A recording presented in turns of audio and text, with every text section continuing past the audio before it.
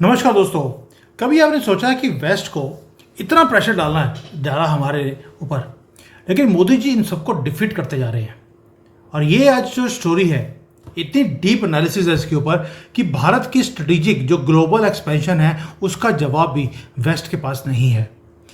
Policy बनती है और इमीडिएटली एक दो महीने के बाद देखते हैं कि इम्प्लीमेंट भी हो गई। जब मैंने इसकी इन्वेस्टिगेशन करनी शुरू करी तो पता लगा कि वेस्ट ने और चाइना ने दोनों ने मिलकर अब भारत के खिलाफ आर्टिकल लिखने शुरू कर दिए। एक आर्टिकल मेरे हाथ में आया जो चाइना में बड़ा यहाँ पर स्प्रेड किया जाता है कि मोदी जी अदानी के साथ मिलकर पूरे दुनिया में दादागिरी कर रहे हैं। और भाई दादागिरी कर रहे हैं तो तुम्हारे पेट में दर्द क्यों होता है? क्या चाइनीज कंपनीज ने या अमेरिकन कंपनीज ने पूरे दुनिया में जाकर दादागिरी नहीं करी? अगर आज हम कर रहे हैं तो इनके पेट में दर्द क्यों है? ये सारा कुछ अब मैं कवर करूंगा। हमारा मीडिया और वेस्टर्न मीडिया इन चीज़ों को कभी कवर नहीं करेगा, क्योंकि ये this is a big slap on western media's face. ये एक्सप्लेन भी करेगा आपको कि हम टारगेट क्या कर रहे हैं और हमारे जो बिजनेसेस हैं वो सारी दुनिया में छा क्यों रहे हैं और हमारे बिजनेस पीपल को अटैक क्यों किया जा रहा है। बाहर की जो वेस्टर्न मीडिया है वो भी अटैक कर रही है और उनका जो एक फायदा है यहाँ पर राहुल गंदगी वो भी करता है। अब आप में से कई लोग बोलते हैं मुझे कमेंट्स में कि सर आप हर वीडियो में राहुल गंदगी का नाम क्यों लेते हैं? उसका रीज़न है ताकि आपके जहन के अंदर तक चले जाए कि ये गंदी फैमिली जिसका नाम है गंदगी फैमिली, ये गंदगी फैमिली ने आपके साथ धोखा क्या किया और जो वर्ल्ड है ये कंसर्न क्यों है हमारे राइस के साथ। ये दो चीज़ें आपको समझनी पड़ेंगी। आज जो विटनेस कर रहे हैं इतनी सोफिस्टिकेटेड ये जियो पॉलिटिकल स्ट्रैटेजी है 21st सेंचुरी की जो मोदी जी ने शुरू कर दी। अब होता क्या है, हमने स्ट्रैटेजी में भारत की जो फॉरेन पॉलिसी है उसको और बिजनेस एक्सपेंशन को दोनों को हमने कंबाइन कर दिया और परफेक्ट हार्मनी में दोनों काम करते हैं। हमेशा जब मोदी जी एक डिप्लोमेटिक विजिट के ऊपर जाते हैं एक गेटवे बनता है इंफ्रास्ट्रक्चर डील्स का। हर हैंडशेक के बाद एक ब्रिज बनता है इकोनॉमिक पार्टनरशिप का between Bharat and those countries. मैं हैरान रह गया कि मोदी जी जहां जहां जाते हैं वहां हमें कॉन्ट्रैक्ट मिलने शुरू हो जाते हैं। पूरी अपने पास एनालिसिस है कि कैसे मोदी जी जहां गए कभी अदानी को कॉन्ट्रैक्ट मिल गया, कभी अंबानी को मिल गया, कभी टाटा ने जाके को डील कर लिया। ये सारी चीज़ें आपके सामने हैं। इसलिए बोल रहा हूँ, बेशक मूवी तो बन रही है हमारे योगी जी के ऊपर, ये देखने जाना जरूर ताकि इसको सपोर्ट करना शुरू करें, क्योंकि योगी जी अगले प्रधानमंत्री हैं। लेकिन मोदी जी जो काम कर रहे हैं मुझे कई बार लगता है शायद योगी जी भी ये काम नहीं कर सकते थे। दोस्तों, क्या एक कॉन्सिडेंस है? प्रधानमंत्री मोदी एक कंट्री में जाते हैं और वहां जाकर एक ओपनिंग चेस गेम खेलते हैं, ओपनिंग मूव करते हैं, एक मूव चेस की। और वो एक कंट्री में नहीं, 78 से ज़्यादा कंट्रीज हैं जहां पर वो गए हैं पिछले कुछ सालों में। और ये वो कंट्रीज है जहां पर भारत के जो मूल के लोग हैं, भारतवासी हैं, वो वहां पर रहते हैं और वहां जाकर बड़े बड़े कॉन्ट्रैक्ट्स मोदी जी साइन करके आते हैं। और उनकी जो विजिट्स हैं उसके कुछ महीनों के बीच में हमारे जो बिजनेस की जो भारत की जो बड़ी बड़ी कंपनीज हैं वो वहां जाकर मैसिव इंफ्रास्ट्रक्चर के कॉन्ट्रैक्ट्स को वो अपने हाथ में ले लेती हैं। अदानी है तो पोर्ट मिल जाते हैं, रिलायंस है तो उनको एनर्जी की डील्स मिल जाती हैं, टाटा है तो वहाँ जाके कभी वो एयरलाइन से बात कर रहा है, कभी एयरपोर्ट बना रहा है, कभी रेलवेज बना रहा है। क्या ये कॉन्फिडेंस है या एक स्ट्रैटेजी है? मैं पहले बोल रहा हूँ, वेस्ट को हमने वेस्ट की भाषा में ही जवाब दिया और उनको हराते जा रहे हैं। क्यों? वेस्ट भी यही काम करता था। उनका प्रेसिडेंट जाता था किसी कंट्री में, उसके बाद उनकी बड़ी कंपनियाँ आती थी और कंपनी जाकर कॉन्ट्रैक्ट ले जाती थी, बेशक वो हायर प्राइस पे क्यों नहीं था, क्योंकि ऑर्डर्स ऊपर से आए हैं। हमने भी यही काम करना शुरू कर दिया वेस्ट के अगेंस्ट। अब आप देखिए इंडियन ओशन के ऊपर लेते हैं, कैसे किया हमने कि चाइना बिजी था बेल्ट एंड रोड इनिशिएटिव के अंदर। हमने क्वाइटली वहां गए और अपना एक नेटवर्क क्रिएट कर लिया। अदानी है तो हाइफा पोर्ट ले लिया इजराइल के पास, यानी कि इजराइल ने हमें मेडिटेरेनियन का जो ट्रेड रूट्स है उसका कंट्रोल हमें दे दिया। दरअसलाम जो तंजानिया के अंदर है पोर्ट, वो उसने हमें पोजीशन कर दिया ईस्ट अफ्रीका के अंदर।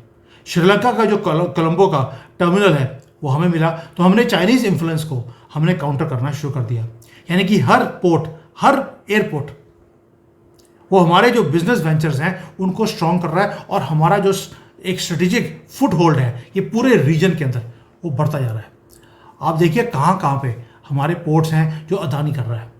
कहाँ कहाँ पे हमारे मोदी जी गए हैं और फॉरेन पॉलिसी को हमारी एक्सपेंशन जो है कंपनीज की उसके साथ अलाइन कर दिया गया, हर चीज़ है। अब ये तो हो गया इंफ्रास्ट्रक्चर के ऊपर। क्या इंफ्रास्ट्रक्चर पे ही मोदी जी रुक गए? तो आंसर है नहीं। मोदी जी ने देखा कि जो फॉरेन जो वेस्टर्न पावर्स है, चाइना है, ये हमेशा अपना काम करता है मीडिया को कंट्रोल करने के बाद। फेज 2 शुरू किया गया कि मीडिया को भी अपने पाले में लिया जाए, क्योंकि जो मीडिया को कंट्रोल करता है, नैरेटिव वो जीत जाता है, परसेप्शन जो है वो अपनी स्प्रेड करते हैं। अल जजीरा का नाम सुना होगा, मिडल ईस्ट का जितना भी उन्होंने स्यापा डालना होता है वो अल जजीरा के थ्रू स्प्रेड करते हैं। बीबीसी है, ग्लोबल ओपिनियन अपना क्रिएट करके वो ग्लोबल जो ओपिनियन है वो क्रिएट करके वो डालता है दुनिया के दिमाग में। अदानी ने इसलिए एनडीटीवी लिया और अपना नैरेटिव डालना शुरू कर दिया। ये हुआ पहला एक्सपेरिमेंट भारत के अंदर। फिर उन्होंने लिया इंडो एशियन न्यूज़ सर्विस को, जिसको ISNS बोलते हैं, उसको भी ले लिया। अब अदानी ने लिया तो अंबानी ने न्यूज़ 18 है या नेटवर्क 18 है उसके अंदर कंट्रोल अपना इंक्रीज कर दिया। यानी कि हम सिर्फ पोर्ट और एयरपोर्ट नहीं बना रहे, हम इंफ्रास्ट्रक्चर हाईवे के साथ साथ जो इंफॉर्मेशन हाईवे है वो भी क्रिएट कर रहे हैं ताकि भारत की वॉइस दुनिया भर में पहुंचे। और ये सारे चैनल्स इंग्लिश स्पीकिंग है। ये गोरों को समझ आती है हमारी भाषा, क्योंकि उन्हीं की भाषा में हम जवाब दे रहे हैं। अब जब ये हो गया तो थिंक टैंक्स के ऊपर भी पूरा वेस्ट का और लिब्रांडो का कंट्रोल था। अब मोदी जी ने वहां पर जाकर भी घात लगा दिया। इंटेलेक्चुअल लीडरशिप के अंदर चिंतन रिसर्च फाउंडेशन, आपने सुना होगा, ये बैक बाय अदानी है। यानी कि उन्होंने ऑफिस खोल दिए कहाँ पर? वो लिब्रांडो के गढ़ में, वॉशिंगटन, लंदन, मुंबई, बेंगलोर, यहाँ जाकर चिंतन रिसर्च फाउंडेशन ने अपने ऑफिस खोले। और हम यहाँ पर वेस्टर्न थिंक टैंक को फॉलो नहीं कर रहे, उनको चैलेंज कर रहे हैं। यानी कि भारत का जो पर्सपेक्टिव है बड़े बड़े मुद्दों के ऊपर, वो अब हम बोलते हैं। लिब्रांडोइज्म से बाहर कैसे निकलना है, wokeism, Muslimism, global governance, energy transition, climate change, इनके ऊपर भारत का पर्सपेक्टिव क्या है अब हम बात करते हैं। अब उनको सुनते नहीं, उनको बताते हैं।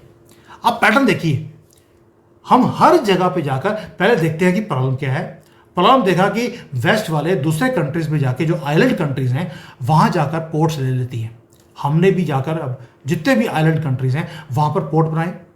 फिर हमने पूरे कॉन्टिनेंट्स में हर जगह पे हमने एयरपोर्ट्स ले लिए, एयरपोर्ट्स बनाने शुरू कर दिए, तो उनका जो आवाजाही है वो हमारे कंट्रोल में आ गई। दूसरा चीज़, तीसरा, इंफ्रास्ट्रक्चर के साथ साथ हमने इंफॉर्मेशन का भी पूरा कंट्रोल अपने हाथ में ले लिया। अब आप देखिए जो ये सारा कुछ है उसे हो क्या रहा है। किसी की कोई भी प्रॉब्लम है हमें पहले पता लग जाती है प्रॉब्लम क्या है। अफ्रीका के अंदर इंफ्रास्ट्रक्चर की प्रॉब्लम थी। भाई हमने क्या किया, मैं पहले बोला कि भारत एक टेस्टिंग ग्राउंड बना दिया मोदी जी ने। पहले चीज़ को डेवलप करते हैं भारत में, उसके बाद ये सारी कंट्रीज को सॉल्यूशन भी देते हैं।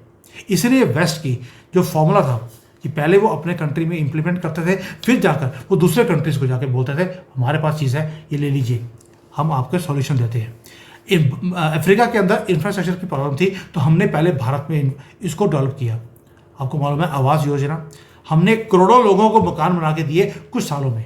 साथ में स्मार्ट सिटीज़ बनानी शुरू कर दी, डिजिटल पेमेंट्स है, रिन्यूएबल एनर्जी है, अफोर्डेबल हाउसिंग है, ये सारा कुछ हमने एक झटके में किया है। उसके बाद हमने ये टेस्टेड सॉल्यूशंस को ग्लोबली एक्सपोर्ट करना शुरू कर दिया। आपको कई बार सुन के हैरानी होगी, धारावी का रीडेवलपमेंट प्रोग्राम चल रहा है, अर्बन ट्रांसफॉर्मेशन हो रही है पूरी की पूरी धारावी एरिया की, लेकिन न्यूज़ नहीं आती। लेकिन हमने वो धारावी का जो प्रोजेक्ट था उसको दिखा दिया अफ्रीकन्स को कि अगर धारावी, जहाँ पर सारे जिहादी बांग्लादेश के आकर छुप कर रहते हैं वहाँ पर, अगर उसको हम चेंज कर सकते हैं। बड़ी कोशिश करी इन्होंने कोर्ट पे जाकर इसको रुकवाने के लिए, कोर्ट ने पीछे हट गए कि हम नहीं रोक सकते। राहुल गांधी खुद गया वहाँ पर उसको रुकवाने के लिए, नहीं रुका। अब सबने गिव अप कर दिया और हमने धारावी का रीडेवलपमेंट अफ्रीका को भेज भी दिया। हमारा यूपीआई का जो सिस्टम है, पूरा डिजिटल पेमेंट सॉल्यूशंस हमने दुनिया को देने शुरू कर दिए। और यही रीज़न है कि भूटान का जो प्रधानमंत्री अभी रिसेंटली आया था, उन्होंने बोल दिया कि हम पूरा एक क्रिप्टो सिटी बना रहे हैं। क्रिप्टो का सिटी भूटान में बन रहा है भारत के बॉर्डर के ऊपर, with partnership of Indian companies. जब ये सारी चीज़ें हो रही हैं तो उसका फायदा क्या हुआ? ऑस्ट्रेलिया ने बोल दिया आपको कि $500 बिलियन के हमें हाउसिंग चैलेंज आ रहा है, प्लीज़ हमारी मदद कीजिए। अब हमारी कंपनियां ऑस्ट्रेलियंस को मकान दे रही हैं। कल को मैंने पहले भी वीडियो बनाया था, दोबारा एक स्टेटमेंट बोल देता हूँ, बोलने में बड़ा अच्छा लगता है। कल को आपको मालूम है कि डोनाल्ड ट्रंप भी व्हाइट हाउस से बाहर निकलने वाले हैं, होमलेस हो जाएंगे। होमलेस होने के बाद उनको मकान चाहिए होगा, वो भी हम ही बना के देंगे 50% एडिशनल टैरिफ लगाकर। यानी कि भारत ने वो काम करना शुरू कर दिया। पहले भारत में एक चीज़ को डेवलप किया, पोर्ट हमने यहाँ बनाए, एयरपोर्ट बनाए, हमने यहाँ पर जो घर है यहाँ पे बनाने शुरू करे, पाइपलाइंस हमने यहाँ पे डाली। अब वही चीज़ें हम एक्सपोर्ट भी कर रहे हैं। आपको क्या लगता है, ये जो India middle east European corridor है, ये जो हमने अनाउंस किया, आपने एक काम किया जो वेस्ट के कंट्रोल्ड ट्रेड रूट से उनको धाराशायी कर दिया, उनको बाईपास कर दिया है। इसीलिए ये रेटल्ड है, हमने उनकी गेम उन्हीं के मुंह पे मारी। That is why they are not able to do anything against us. फिर होता क्या है, फिर ये बोलते हैं कि टारगेट करेंगे, अदानी चोर है, मोदी और अदानी दोनों दोस्त हैं, इसलिए अदानी को दिया जा रहा है। भाई पहला क्वेश्चन है, अदानी ही क्यों? आप में से कई लोगों ने बोला सर सारे कॉन्ट्रैक्ट अदानी क्यों ले जाता है? ऐसा नहीं है। एनर्जी में रिलायंस है तो एनर्जी के जो कॉन्ट्रैक्ट्स हैं वो रिलायंस को मिलते हैं। अदानी अगर कंस्ट्रक्शन में है तो कंस्ट्रक्शन का काम उसको मिल रहा है। लेकिन अभी अदानी अंबानी टाटा को क्यों? Why not Indian companies? उसका रीज़न दो है। एक तो यह मोदी जी ने बोला Indian government's business is not to be in business. हमारा काम है रेगुलेशंस बनाना और उसके बाद सिक्योरिटी देनी।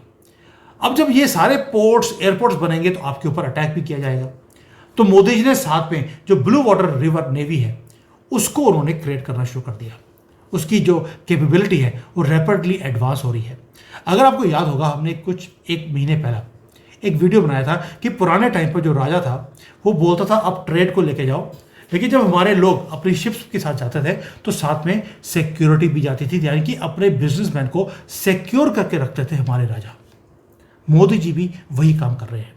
जब हम पोर्ट्स और एयरपोर्ट्स बनाएंगे, हमारे पोर्ट्स के ऊपर अटैक भी किया जाएगा, हमारे बिजनेस पीपल को अटैक किया जाएगा। इसलिए ब्लू वाटर नेवी हमने तैयार करनी शुरू कर दी। अगले 3-4 सालों में we will become at par with anybody in the world. अभी भी 3rd या 4th लार्जेस्ट नेवी है हमारे पास, ताकि जब ये नेवल पावर आ जाएगी तो वो नेवल पावर जो ये पोर्ट एयरपोर्ट हम बना रहे हैं, ये सारे ट्रेड रूट्स हैं, इनको प्रोटेक्ट करेगी। यानी कि हमारी जो बिजनेसमैन की इन्वेस्टमेंट्स हैं उसे सिक्योर किया जाएगा ग्लोबली। उसके ऊपर ऑलरेडी पैरेलली काम चल रहा है।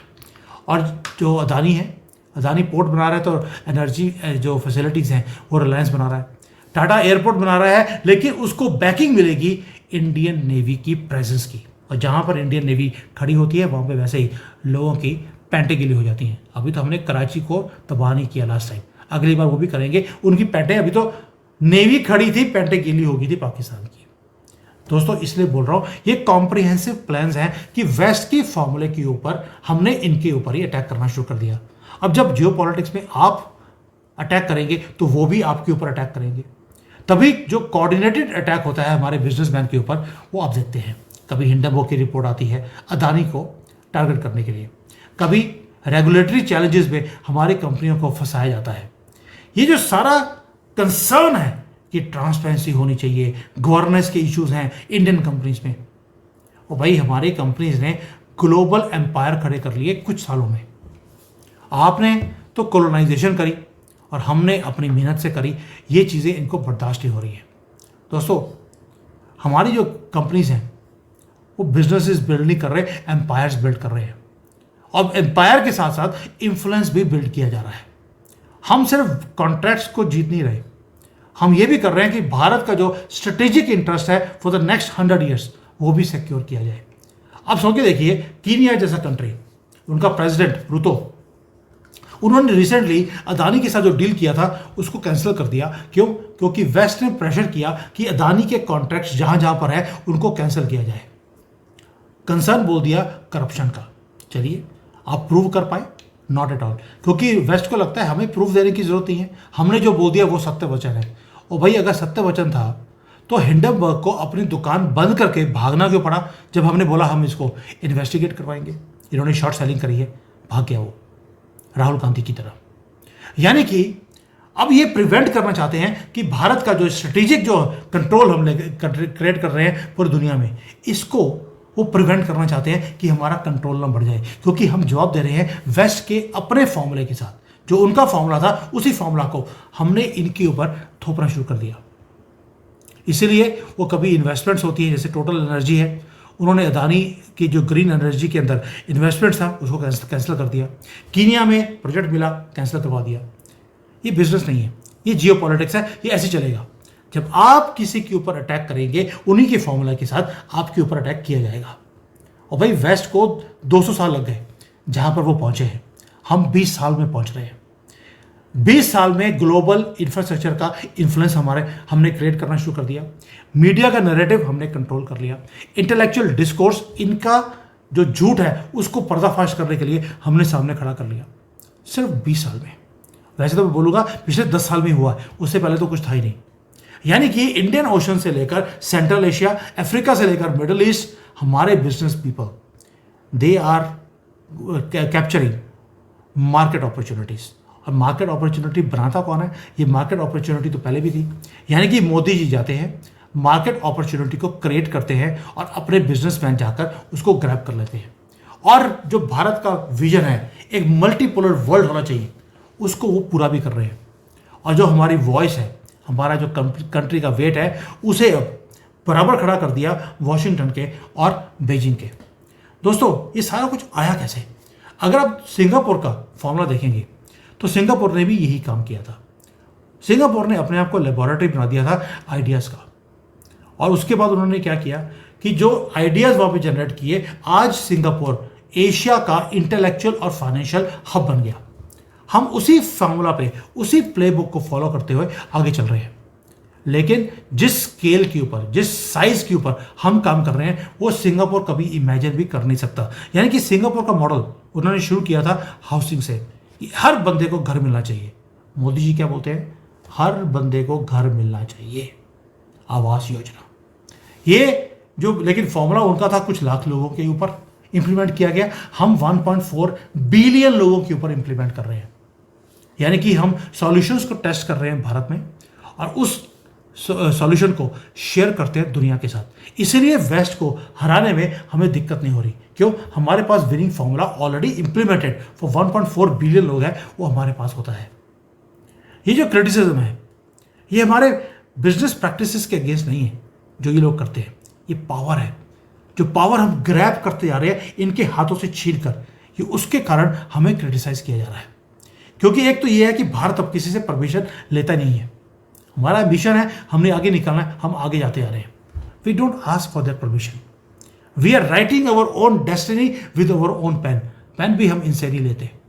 यानी कि एक एक डिप्लोमेटिक विजिट, हर एक इंफ्रास्ट्रक्चर डील, हर मीडिया एक्विजिशन, हर थिंक टैंक का एस्टेब्लिशमेंट, ये part of a great grand strategy है। ये वो स्ट्रेटजी है जहां पर अब हम रूल्स लेते नहीं, अब हम रूल मेकर हैं ग्लोबल स्टेज के ऊपर। और जो मोदी जी कर रहे हैं, मोदी जी एक ही काम कर रहे हैं कि भारत जो रिकॉग्नाइज कर रहा है वो ये है कि हमारे बिजनेसमैन को अब दुनिया में जाकर वर्ल्ड स्टेज पे परफॉर्म करना है। स्टेज मोदी जी ने सेट कर दी और हमारे जो बड़े बिजनेसमैन हैं वो अपॉर्चुनिटी को अपने हाथ में ले भी रहे हैं। वो तो हाथ में ले रहे हैं, क्या आप समझते हैं ये क्या हो रहा है? और अभी भी बुद्धिजीवी सेकुलर हिंदू अभी भी क्या बोलता है, वो सर अदानी तो पैसे ले लेते इसलिए हो रहा है ये काम।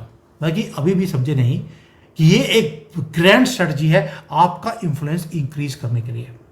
हमारे क्रिटिक्स जो हैं वो कंप्लेन करें हमारे मेथड्स को, वो समझ आता है भाई हम क्वाइटली अगर इंफ्रास्ट्रक्चर भारत में भी बना रहे हैं और दुनिया में बना रहे हैं, उनको दिक्कत नहीं है जिस कंट्री में बना रहे हैं, आपको दिक्कत क्यों हो रही भाई? Port by port, airport by airport, pipeline by pipeline, एक एक घर जैसे जैसे बनता जाएगा ये सेंचुरी भारत की होती रहेगी। और इसलिए मोदी जी ने क्या बोला कि अब दुनिया हमें वॉच कर रही है।